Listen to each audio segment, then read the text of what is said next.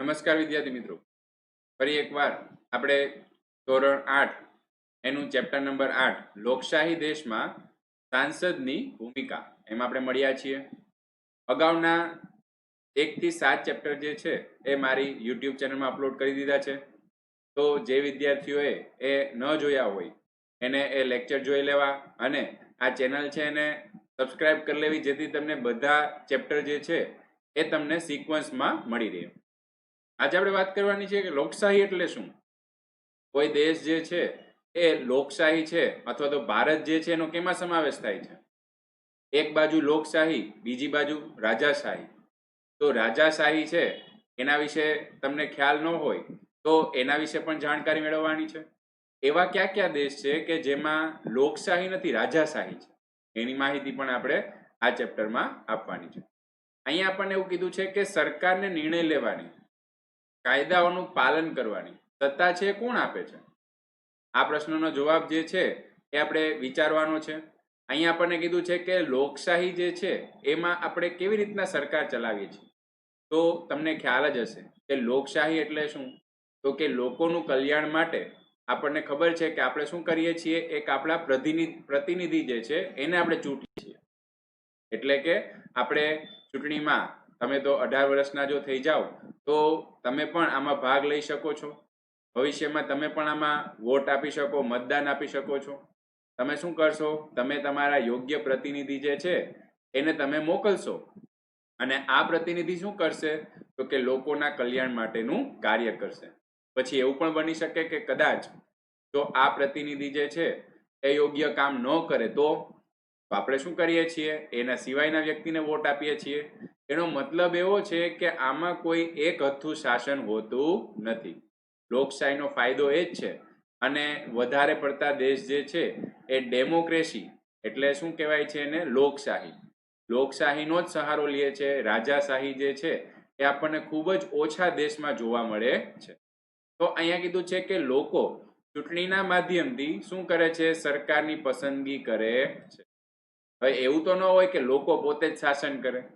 તો એવા કેટલા, ભારતમાં 135 કરોડ જેટલી જનતા છે, તો બધા લોકો તો કઈ શાસન નહીં કરી શકે. એટલે સામાન્ય રીતે શું કરે, તો કે એક લીડર જે છે અથવા તો પોતાનો નેતા જે છે એની ચૂંટણી કરે છે.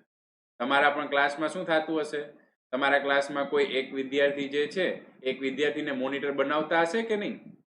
હવે કેટલીક સ્કૂલમાં તો એવું હોય કે આ મોનિટર બનાવવા માટેની પણ ચૂંટણી થતી હોય, અને કેટલીક સ્કૂલમાં એવું હોય છે કે સામાન્ય રીતે જે ટીચર જે છે, ક્લાસ ટીચર જે છે એ શું કરી નાખે, તો કે એક સારા એવા વિદ્યાર્થીને મોનિટર બનાવી દે. કેમ? એ બહુ તોફાનીને મોનિટર નથી બનાવતા, કારણ કે સારો વિદ્યાર્થી જે છે એ બધાને સારી શિખામણ આપશે અને તોફાન કરવા દેશે નહીં. તો આવી રીતના શું થાય છે, તો કે મોનિટર જે છે એની ચૂંટણી થાય છે. તો આ તો આખા દેશને ચલાવવાનું છે, આખું રાજ્યને ચલાવવાનું છે, આખા જિલ્લાને ચલાવવાનું છે.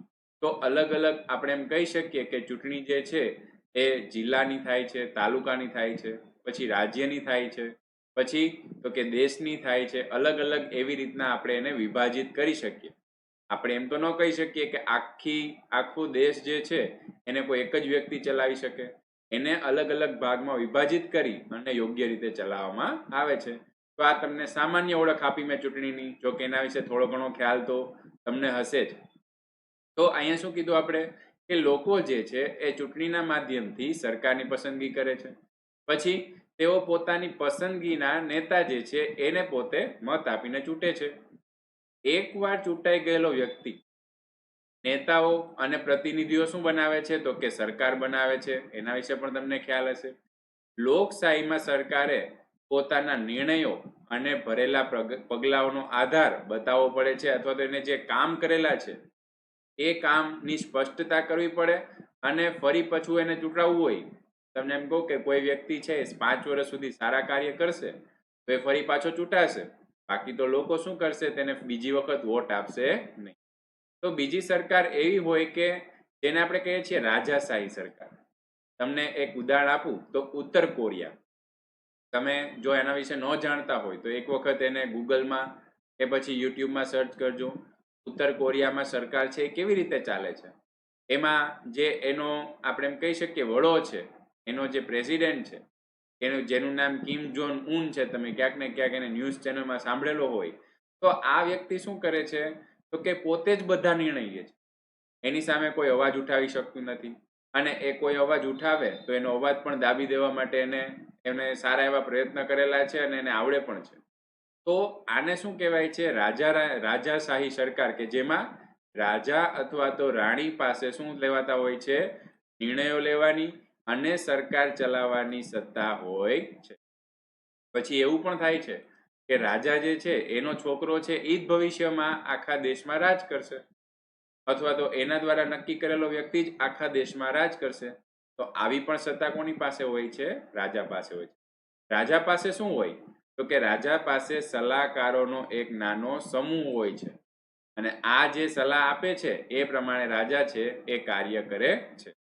જેની મદદથી જુદા જુદા વિષય ઉપર ચર્ચા કરી શકે અને અંતિમ નિર્ણય લઈ અને પોતે પોતાની પાસે જ સત્તા રાખે છે. પણ અંતિમ નિર્ણય મેં તમને કીધું એ પ્રમાણે કે પોતે રાજા પાસે જ હોય છે. રાજા કદાચ ન પણ માને અને માને પણ ખરી, તો અંતિમ નિર્ણય લેવાની સત્તા જે છે એ પણ કોની પાસે રહેલી છે? રાજા પાસે રહેલી છે. લોકશાહીની જો વાત કરીએ આપણે, તો લોકશાહીનું એક અગત્યનું લક્ષણ એ છે કે સત્તા કોઈ એકાદ વ્યક્તિના હાથમાં હોતી નથી. આપણે વધારે પડતું લોકશાહીની વાત કરશું. શું કામ એને? કારણ કે ભારતમાં શું છે? લોકશાહી પદ્ધતિ છે, રાજાશાહી ભારતમાં છે નહીં. તો આપણે લોકશાહીની જ વધારે પડતી વાત કરશું. એનું લક્ષણ, આપણે અગત્યનું લક્ષણ એ કહી શકીએ કે એક વ્યક્તિના હાથમાં સરકાર નથી હોતી અથવા તો સત્તા પણ નથી હોતી. તેમાં રાજ્યના સર્વ લોકોનું સાર્વભૌમત્વ હોય છે.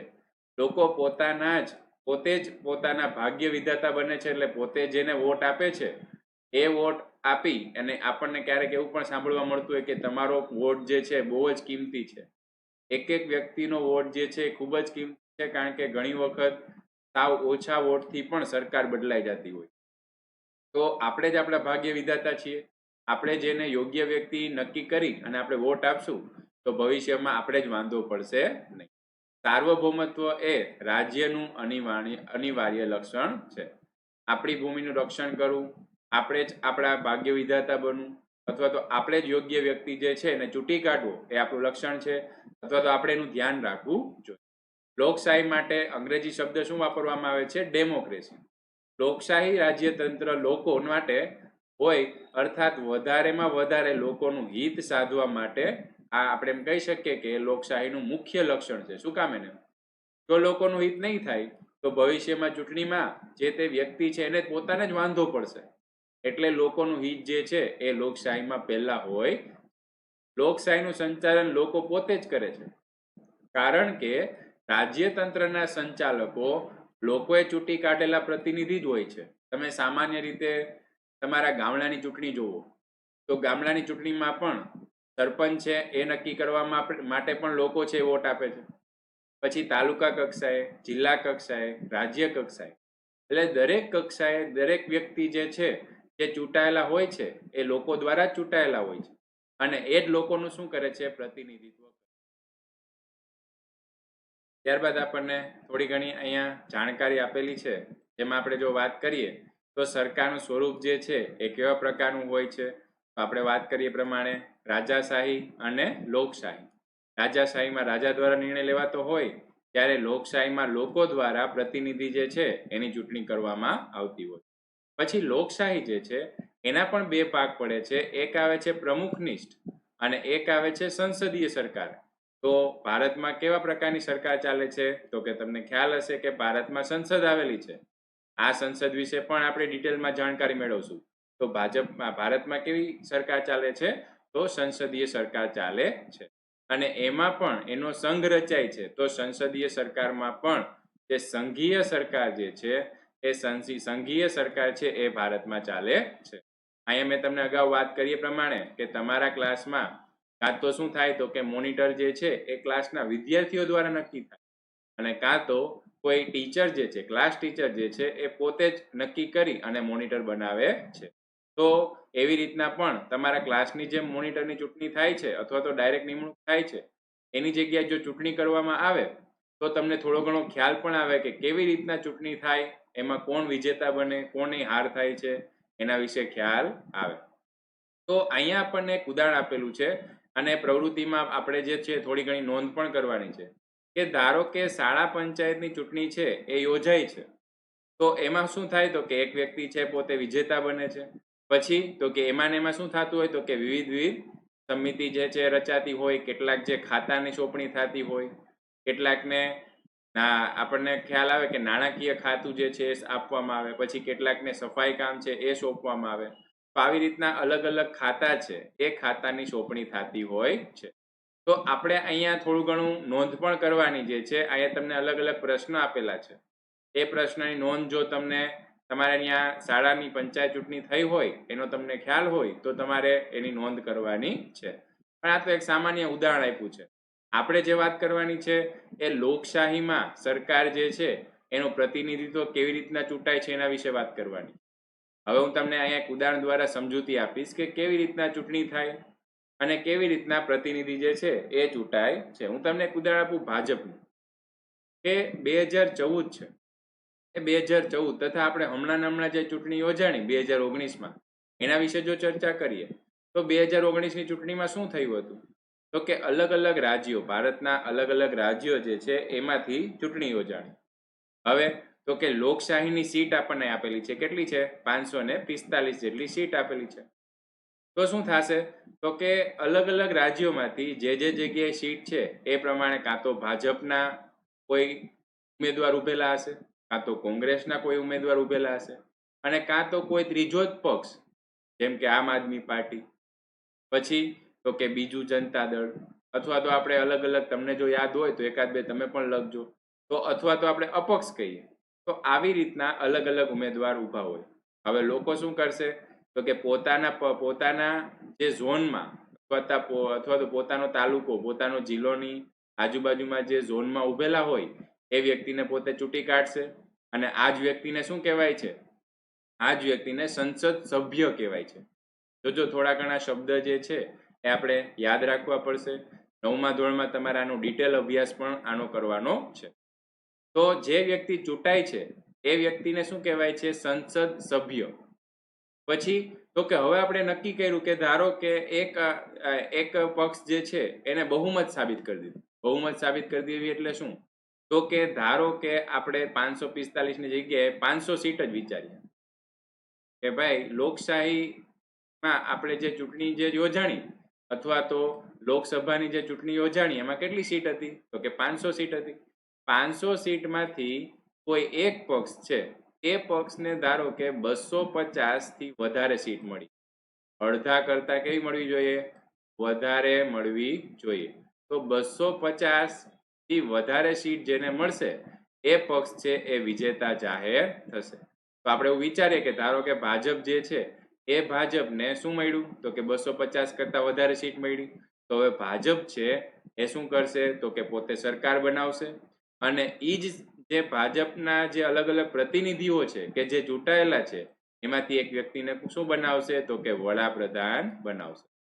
તો વડાપ્રધાન અને જુદા જુદા ચૂંટાયેલા પ્રતિનિધિઓ એને શું કહેવાય છે, સંસદ સભ્યો જે છે એ સંસદ સભ્યો પોતે સરકાર રચે છે, અને આ રીતે સરકાર જે છે એ વિજેતા બને છે, અને વિજેતા બનવાની પછી તે શું કરશે તો કે અલગ અલગ પોતાના ખાતા જે છે એની સોંપણી કરશે. કારણ કે તમે જોવા જાઓ તો ભારત સરકાર જે છે એ ભારત સરકારમાં કેટલા બધા ખાતા આવેલા છે.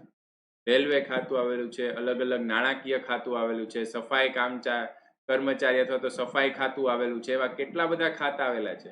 તો જે વિજેતા પક્ષ છે એ શું કરશે તો કે અલગ અલગ ખાતાની સોંપણી કરશે. તો હવે તમને થોડો ઘણો ખ્યાલ આવી ગયો હશે કે ચૂંટણી જે છે એમાં કેવી રીતના મતદાન થાય છે અને કેવી રીતે આપણે સરકાર જે છે એ બને છે.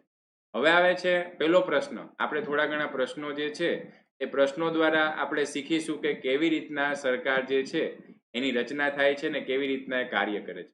પેલું આવે છે સંસદ કેવી રીતના બને છે. સંસદને ઇંગ્લિશમાં શું કહેવાય છે, પાર્લામેન્ટ. સંસદ એટલે શું પહેલા તો કે સંસદ જે છે ને આમ તો 3 અલગ અલગ વિભાગનું બનેલું એક તંત્ર છે. એમાં એક આવે છે લોકસભા, એક આવે છે રાજ્યસભા, અને એક આવે છે રાષ્ટ્રપતિ. તો ભારત જે છે એ ભારતમાં સંસદ આપણે એમ કહી શકીએ કે એક પ્રકારની એવી સર્વોચ્ચ સંસ્થા છે અને આપણે અગાઉ પણ વાત કરી કે ભારતમાં શું છે તો કે સંસદીય લોકશાહી જે છે એનું સ્વરૂપ છે. આપણે અગાઉ અહીંયા જે વિભાગ પાડ્યા એમાં ભારતમાં લોકશાહીમાં સંસદીય સરકાર અને સંસદીયમાં પણ સંઘીય સરકાર, એવી રીતના આપણે યાદ રાખવાનું છે. તો ભારતની સંસદ છે એમાં રાષ્ટ્રપતિ અને 2 ગૃહો આવેલા છે.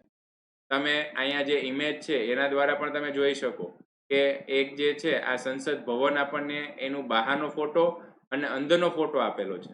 તમે ક્યારેક ન્યૂઝ ચેનલમાં પણ આવી રીતની જે ચિત્ર જે છે અથવા તો એમાં જે ચર્ચા વિચારણા થતી હોય એ પણ તમે ટીવીમાં જોઈ શકો છો. અથવા તો એના માટે 2 ચેનલ પણ આવે છે.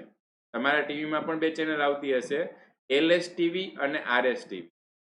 એટલે કે લોકસભા માટેની LS ટીવી એટલે કે લોકસભા માટેની પણ એક ચેનલ છે અને RS ટીવી એટલે કે રાજ્યસભા માટેની પણ એક ચેનલ છે. એમાં તમને સંસદની ચર્ચા વિચારણા જે થતી હોય એ તમને લાઈવ બતાવે છે. તો 2 ગૃહો એટલે કે લોકસભા અને રાજ્યસભાની બનેલી છે. રાજ્યસભા એને શું કહેવાય છે? સંસદનું ઉપલું ગૃહ. આપણે અહીંયા નામ તરીકે જ ખાલી યાદ રાખશું અત્યારે. રાજ્યસભાને ઉપલું ગૃહ કહેવાય છે, જ્યારે લોકસભા જે છે એને શું કહેવાય છે? નીચલું ગૃહ કહેવાય છે. તો આ રીતના તમને લોકસભા રાજ્યસભાના ભાગ પાડેલા છે. કેટલી સીટ ભારતમાં રહેલી છે એ પણ તમારે યાદ રાખવી ફરજિયાત છે. લોકસભા છે એની કેટલી સીટ છે? 545. અને ગુજરાતની જો વાત કરીએ તો ગુજરાતમાં કેટલી બેઠકો છે? 26 બેઠકો છે.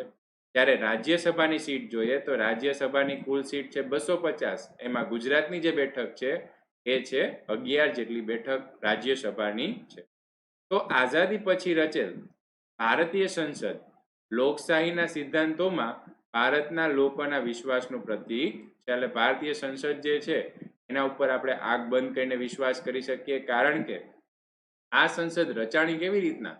આપણા દ્વારા ચૂંટાયેલા પ્રતિનિધિઓ જે છે એના દ્વારા જ આવી સંસદ રચાણી છે. માટે આપણે એમ કહી શકીએ કે આપણે એના ઉપર વિશ્વાસ કરી શકીએ અને વિશ્વાસનું એક પ્રતીક રહેલું છે.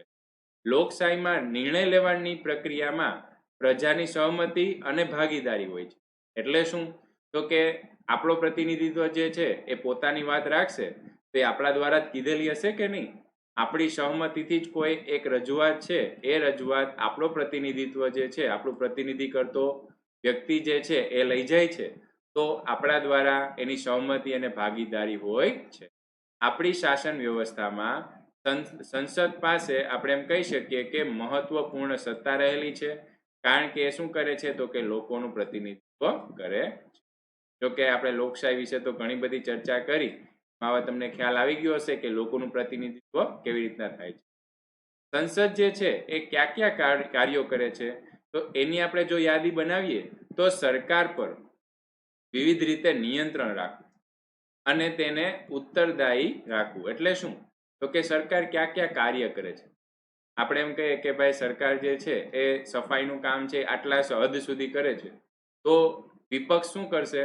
તો કે વિપક્ષ એક પ્રશ્ન ઉઠાવશે કે ભાઈ ધારો કે આ સરકારે કોઈ એક જગ્યાએ કામ નથી કર્યું અથવા તો સફાઈ જે છે એ યોગ્ય રીતે નથી કરી, તો વિપક્ષ શું કહેશે? તો કે લોકો સામે પ્રશ્ન ઊભો કરશે કે આ સરકાર જે છે એને આવું કામ કરેલું નથી. તો આ બધી વસ્તુ ક્યાં જોવા મળે છે? આપણને સંસદમાં જોવા મળે છે. કાયદા બનાવવા, કેટલાક કાયદાઓ બનાવવા, તેમજ તેમાં ફેરફારો કરવા, જૂના પુરાણા કાયદા જે છે એને રદ કરવા. તો અહીંયા વાત કરેલી છે કે અમુક કાયદા છે એને રદ કરી શકે છે, એમાં ફેરફારે કરી શકે છે. હું તમને એક ધારો કે ઉદાહરણ આપું તો નોટબંધી તમને ખ્યાલ હશે કે નોટબંધીમાં શું કર્યું હતું?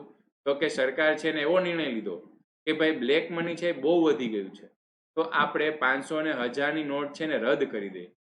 તો એનું પાલન છે એ બધા આખા દેશે કરવું પડ્યું હતું કે નહીં? બધા બેંકમાં લાઈનમાં લાગી ગયા હતા કે નહીં? તો આવી વસ્તુ જે છે, આવા નિર્ણયો જે છે એ સરકાર કરી શકે છે. અને સરકાર એટલે શું? તો કે એક પ્રકારનું લોકસભા, રાજ્યસભા અને આપણે એમ કહી શકીએ કે રાષ્ટ્રપતિ, આ આખા ત્રણેયનો સમૂહ. તો સંસદને લગતા સમાચારની કટિંગ જે છે અથવા તો વર્તમાન પત્રો જે છે એમાંથી પણ તમે યાદી બનાવી અને એક જગ્યાએ ચોંટાડી શકો છો. હવે આપણે દરેક વસ્તુ જે છે એના વિશે થોડી ડિટેલમાં ચર્ચા કરીએ. તો લોકસભા છે કેવી રીતના બને છે? મેં તમને થોડી ઘણી જાણકારી તો જો કે આપી દીધી એના વિશે, કે લોકસભા માટે રાજ્યની વિધાનસભાની જેમ, રાજ્યમાં જેમ વિધાનસભાની ચૂંટણી થાય છે એવી રીતના લોકસભામાં શું થાય છે તો કે ચૂંટણી યોજાય છે. દર 5 વર્ષે લોકસભાની ચૂંટણી યોજાય છે અને દરેક સંસદીય વિસ્તાર છે, મેં તમને કીધું કે કેટલી સીટ છે, 545 સીટ છે.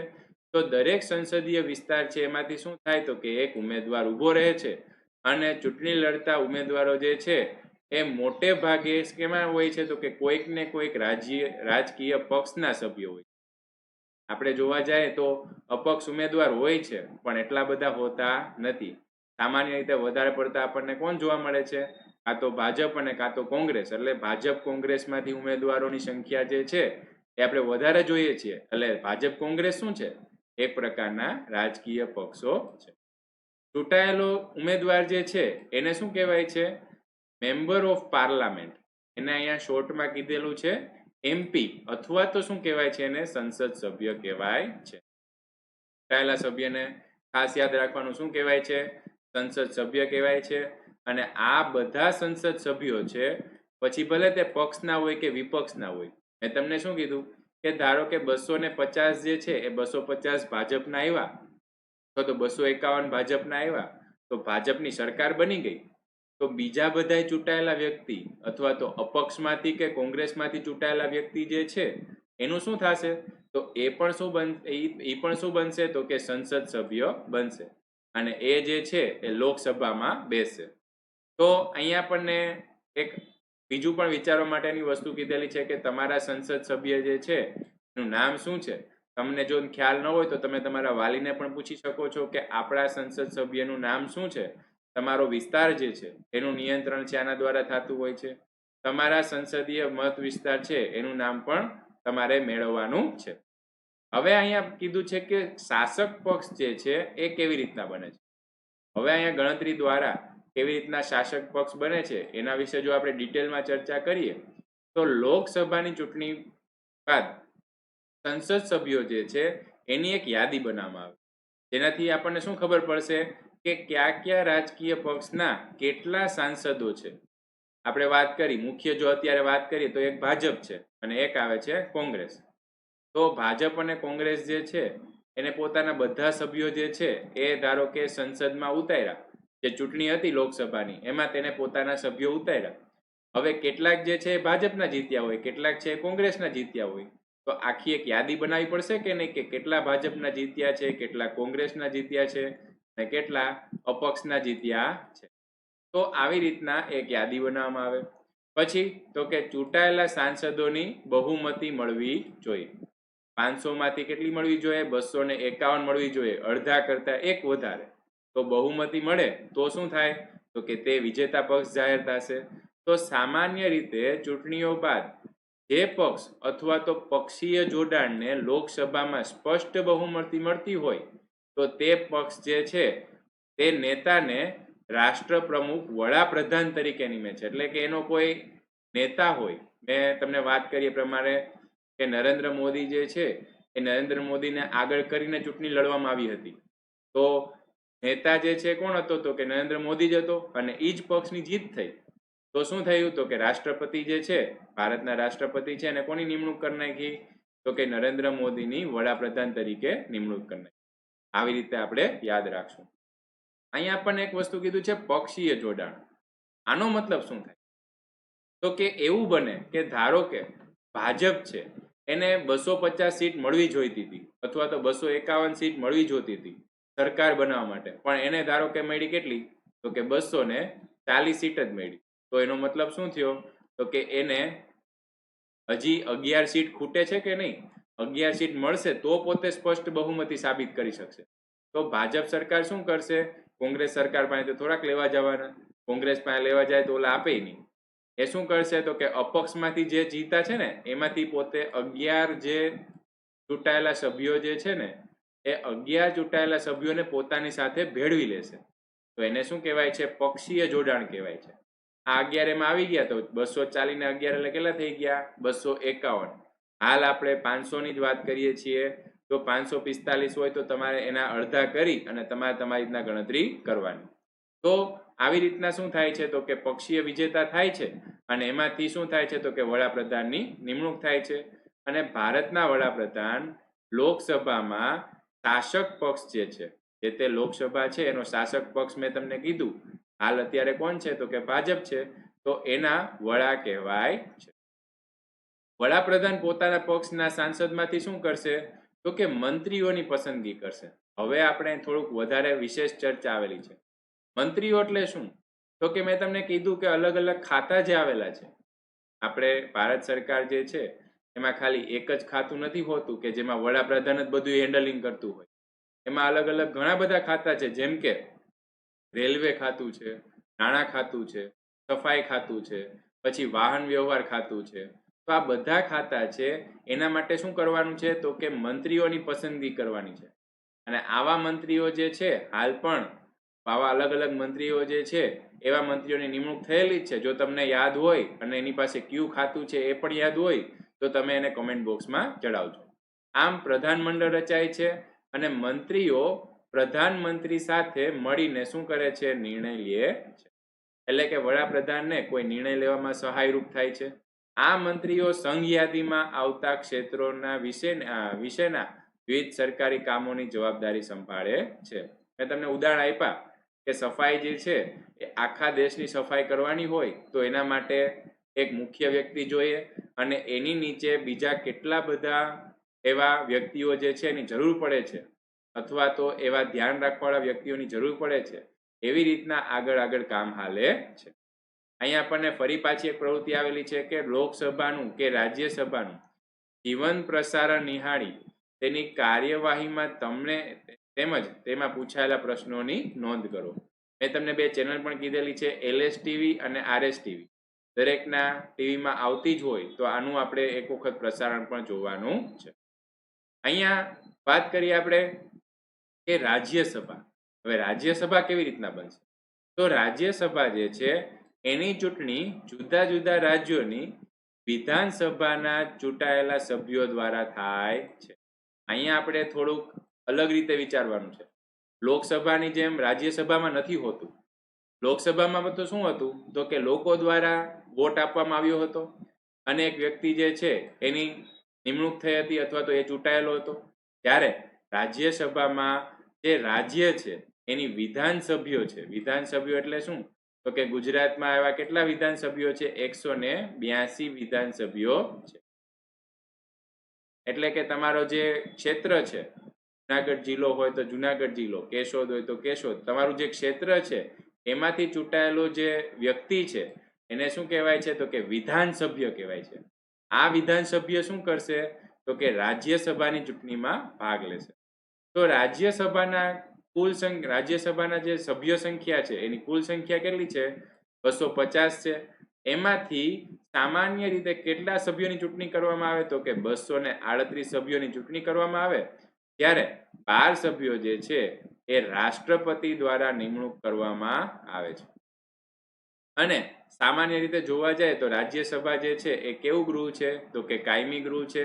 આ બધા શબ્દો આપણે યાદ જ રાખવાના છે, કારણ કે 9મા ધોરણમાં એનું ડિટેલમાં ચર્ચા આવે છે. હાલ આપણે એટલી બધી ચર્ચા રાજ્યસભા માટે યાદ રાખવાની નથી.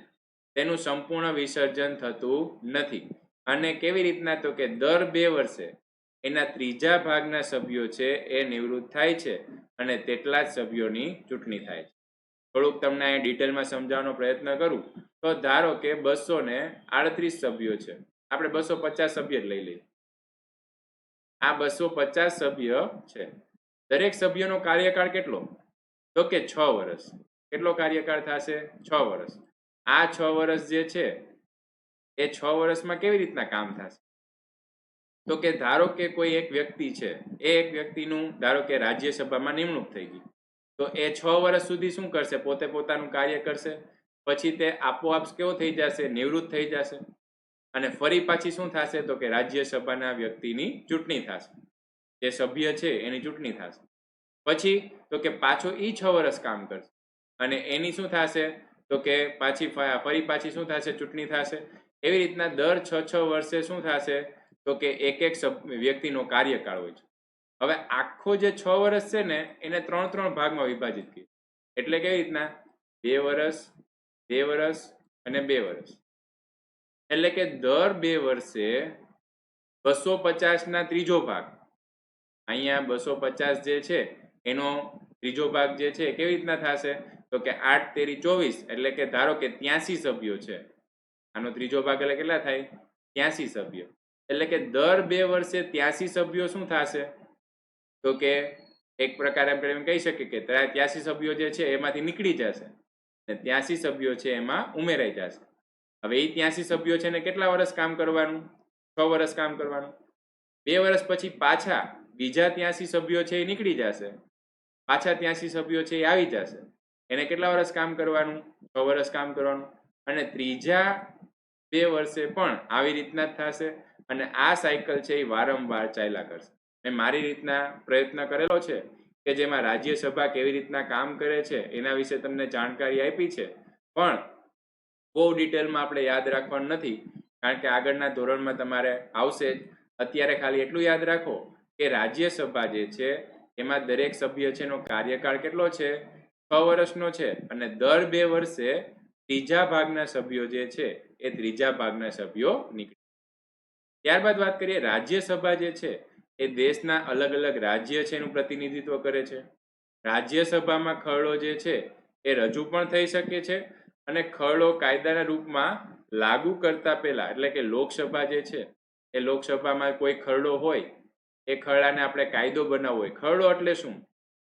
ધારો કે કોઈ ફેરફાર કરવા છે, કોઈ નિયમમાં ફેરફાર કરવા છે, ધારો કે આપણે ઉદાહરણ લઈએ તો 3 તલાક જે કાયદો જે છે એમાં ફેરફાર લાવવો છે, તો પહેલા ધારો કે લોકસભા જે છે એ લોકસભામાં બધા ચર્ચા વિચારણા કરશે અને બધા નક્કી કરશે કે આપણે 3 તલાકનો કાયદો જે છે એને દૂર કરી દેવો છે કે નહીં. ધારો કે એમાંથી ઘણા બધા લોકો જે છે એની બહુમતી છે અથવા તો એ લોકો એમ કહે છે કે હા કાયદો કાઢી નાખવો જોઈએ, તો ત્યાંથી શું થઈ ગયું તો કે ત્યાંથી આ કાયદો છે એ પસાર થઈ ગયો અથવા ત્યાંથી જે ખરડો છે પસાર થઈ ગયો. ત્યારબાદ ક્યાં જશે તો કે રાજ્યસભામાં જશે. ત્યાં પણ લોકો શું કરશે વોટિંગ કરશે અને ત્યાં પણ શું થશે તો કે કાયદો જે છે ખરડો છે એ ખરડો પસાર થશે અને છેલ્લે ક્યાં જશે રાષ્ટ્રપતિ પાસે જશે. પછી રાષ્ટ્રપતિ એમાંથી સાઇન કરી અને ખરડો જે છે એને કાયદો બનાવી દેશે. એટલે જે રીતના હું તમને ખાલી એક ઉદાહરણ આપું તો 3 તલાક વાળો મુદ્દો જે છે એ ધારો કે પહેલા લોકસભામાંથી પસાર થઈ ગયો, ત્યાં બધાએ વોટિંગ આપી દીધું અને બધા એમ કીધું કે ના વાંધો નહીં આ કાયદો આપણે બનાવીએ. પછી રાજ્યસભામાં ગયો, રાજ્યસભામાં પણ વોટિંગ થઈ ગયું, એ લોકોએ પણ કીધું ના વાંધો નહીં આપણે કાયદો બનાવી દઈએ. અને પછી ક્યાં જશે રાષ્ટ્રપતિ પાસે જશે. રાષ્ટ્રપતિ એમ કહી દે કે હા વાંધો નહીં હું મંજૂરી આપું છું, તો પછી એ ખરડો છે એ કાયદો બની જશે. સંસદનું આ ગૃહ લોકસભાએ બનાવેલા કાયદો જે છે એની સમીક્ષા કરે છે અને આમ રાજ્યસભાની ભૂમિકા મહત્વની છે. એટલે કે લોકસભામાં જેટલા કાયદા બનાવેલા હોય એના ઉપર ચર્ચા વિચારણા પણ આ રાજ્યસભા છે એ કરે છે. તો રાજ્યસભા જે છે એની પણ મહત્વની ભૂમિકા છે. રાજ્યસભાનું સંચાલન કરનાર વ્યક્તિ જે છે એને શું કહેવાય છે? સભાપતિ કહેવાય છે. અને આપણે એટલું યાદ રાખવાનું છે કે ભારત છે તો ભારતના ઉપરાષ્ટ્રપતિ જે છે ને એ પોતે પોતાના હોદ્દાની રૂએ શું હોય છે તો કે રાજ્યસભાનું સંચાલન કરનાર સભાપતિ હોય છે. તમે ફરી પાછું હજી એક વખત કહું તો તમારે શું કરવાનું છે તો કે RSTV અને LSTV જોવાનું છે. એમાં એક વ્યક્તિ જે છે એ મહત્વની સીટ ઉપર બેઠેલો હોય તો લોકસભામાં એને શું કહેવાય છે? અધ્યક્ષ કહેવાય છે. જ્યારે રાજ્યસભામાં એ સીટ ઉપર બેઠેલો વ્યક્તિ છે એને શું કહેવાય છે? સભાપતિ કહેવાય છે. ને આ સભાપતિ કોણ હોય છે તો કે જે વ્યક્તિ હોય ને એ ભારતનો શું હોય છે તો કે ઉપરાષ્ટ્રપતિ હોય છે. તો આવી રીતે આપણે યાદ રાખવાનું છે. અહીંયા તમે જોશો તો આવી રીતના સંસદમાં મેં તમને કીધું એ પ્રમાણે કે મુખ્ય વ્યક્તિ આ રીતના સીટ ઉપર બેઠેલા હોય, ત્યારે અલગ અલગ સંસદ સભ્યો જે છે એ સામેની બાજુ બેઠેલા હોય છે, જેનું મેં તમને અહીંયા પણ એક ચિત્ર દ્વારા ઉદાહરણ આપેલું જ છે કે આ જગ્યાએ જે વ્યક્તિ બેઠો હોય એ રાજ્યસભા હોય તો કોણ હશે? ઉપરાષ્ટ્રપતિ હશે. અને બીજા જે લોકો છે એ ફરતી કોર આવી રીતના સીટમાં બેઠેલા હોય છે. તો આવી રીતના સંસદ જે છે એમાં શાસક પક્ષ અને વિપક્ષ જે છે એ બેઠા હોય છે. હવે તો કે જ્યારે સંસદનું સત્ર ચાલતું હોય તો સૌ પહેલા પ્રશ્નોત્તરી માટેનો સમય નક્કી કરવામાં આવે છે, જેના માધ્યમથી સંસદ સભ્યો સરકારના કામકાજ વિશે જાણકારી પ્રાપ્ત કરે છે. એટલે કેવી રીતના સંસદ કાર્ય કરે છે આપણે કીધું તો ખરા કે ત્યાં બધી ચર્ચા થાય છે, પણ કેવી રીતના થાય? તો જ્યારે શરૂઆત કરવામાં આવે, સવારે વહેલા શરૂઆત કરવામાં આવે ત્યારે શું કરવાનું હોય? તો કે પહેલા જે છે પહેલા પ્રશ્નોત્તરી કરવાની હોય. ધારો કે કોઈ કામ છે એ બાકી હોય, અથવા તો ભવિષ્યમાં સરકાર જે છે એવું કયું કામ કરવાના છે એનું શું થતું હોય? તો કે પ્રશ્નોત્તરી થતી હોય. પછી તો કે એક જણો છે એનો પ્રશ્ન પૂછે તો જે તે વ્યક્તિ આનું સંભાળતો હોય. ધારો કે એમ કહું કે એક ધારો કે શાસક પક્ષમાંથી વ્યક્તિ છે જેને સફાઈ કામ છે એને હાથ ધરવાનું છે. હવે તો કે કોઈ બીજો એક સાંસદ જે છે એ શું કહેશે કે ભાઈ મુંબઈ જે છે એમાં આટલો સફાઈ કામ જે છે એ થયેલું નથી, અથવા તો કેટલા સમયથી આ સફાઈ કામ કરવાની વાતો ચાલે છે પણ સફાઈ થયેલી છે નહીં. તો એને શું કર્યું? તો કે ધ્યાન દોર્યું કે નહીં? આ વ્યક્તિ જે છે એને શું કર્યું? તો કે જે તે ખાતું છે વ્યક્તિ સંભાળે છે એને આટલું કામ પૂરું કરવાનું જ છે. તો આવી પ્રશ્નોત્તરી જે છે એ થતી હોય છે. તેના થકી સંસદ છે એ કારોબારીને નિયંત્રણમાં રાખે છે. જે કારોબારી સત્તા છે અથવા જે તે કારોબાર કોઈ વ્યક્તિ સંભાળે છે તો એને નિયંત્રણમાં રાખે છે. પ્રશ્નોના માધ્યમથી સરકારનું તેની ખામીઓ પ્રત્યે ધ્યાન દોરે છે. ફરી પાછું એ જ ઉદાહરણ, સફાઈ થઈ નથી તો સફાઈ કરવી એ જે તે કારોબાર સંભાળતા હોય એની ફરજ છે, માટે એ ધ્યાન દોરશે કે ભાઈ તમારે આ કામ કરવાનું જ છે. પછી આ રીતે સરકારને લોકોના પ્રતિનિધિઓ તરફથી પ્રજાના વિચારો જાણવાની તક મળે છે. સરકારને સવાલ પૂછવા એ સંસદ સભ્યની મહત્વની જવાબદારી છે. સરકાર જે છે એ જે તે શાસક પક્ષ ચલાવતું હોય એ શાસક પક્ષ યોગ્ય રીતે કામ કરે છે કે નહીં, અથવા તો કામ કરે છે તો એમાં લોકોને સહાય મળે છે કે નહીં, અથવા તો આપણે એમ કહીએ કે ભાઈ હાલો કામ તો થઈ ગયું, એક નદી બનાવવાની હતી, એક તળાવ બનાવવાનું હતું, તળાવ ઊંડું કરવાનું હતું, કામ તો થઈ ગયું પણ લોકોની પ્રતિક્રિયા કેવી છે? એવું તમે વધારે પડતું ચૂંટણી જ્યારે આવવાની હોય ને ત્યારે તમે બહુ બધું એવું જોશો, લોકોને જઈને પ્રશ્ન પૂછે કે તમને ફાયદો થયો છે કે નહીં, તમે ફરી પાછા આ વ્યક્તિને ચૂંટશો કે નહીં, એવું બહુ બધા પૂછવા માટે જતા હોય. તો આવું પણ આપણને ટીવીના માધ્યમથી જોવા મળે છે. લોકશાહીમાં સારા વહીવટ માટે વિરોધ પક્ષ જે છે એની પણ ખૂબ જ રચનાત્મક ભૂમિકા રહેલી છે. મેં તમને કીધું એ પ્રમાણે આ વિરોધ પક્ષ જ શું કરશે? તો કે સરકારને વિવિધ પ્રશ્નો કરશે અને સરકાર છે યોગ્ય કામ કરે છે કે નહીં એ જાહેર જનતાને જણાવશે. તે સરકારની નીતિઓની તેમજ કાર્યક્રમોની ખામી જે છે એ સામે લાવે છે. અને લોકસભાનું સંચાલન કરનાર અધ્યક્ષ, લોકસભાનું સંચાલન કરનાર વ્યક્તિને શું કહેવાય છે? અધ્યક્ષ કહેવાય છે. તો આપણે થોડા ઘણા અલગ અલગ નવા નામ પણ સાંભળ્યા, જેમાં વિરોધ પક્ષ એટલે શું હવે તમને ખ્યાલ આવી ગયો છે કે ધારો કે ભાજપ છે એ શાસક પક્ષમાં છે, તો વિરોધ પક્ષમાં કોણ છે? કોંગ્રેસ છે હાલ. પછી તો કે અલગ અલગ મંત્રીઓના નામ મેં તમને પૂછેલા છે, જે તમને આવડતા હોય તો કમેન્ટ બોક્સમાં જણાવજો.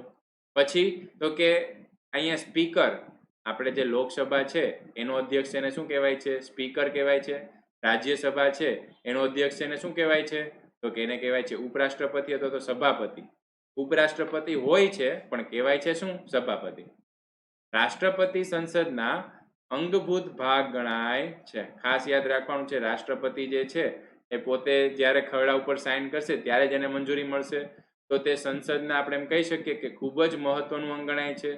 સંસદના બંને ગૃહોએ જે ખરડો પસાર કરેલો છે એની સહી થાય ત્યારબાદ જ શું થાય છે? આ ખરડો છે કાયદો બને છે. સંસદની બેઠકો બોલાવાની, સત્રની સમાપ્તિ કરવાની, આ બધી જાહેરાત કોણ કરે છે? રાષ્ટ્રપતિ કરે છે. તો કે અહીંયા આપણને રાષ્ટ્રપતિ વિશે એટલી બધી માહિતી આપેલ નથી, જે આપણે આગળ જતા લેક્ચરમાં જોશું. અત્યારે આપણે આટલું રાખીએ છીએ. આભાર.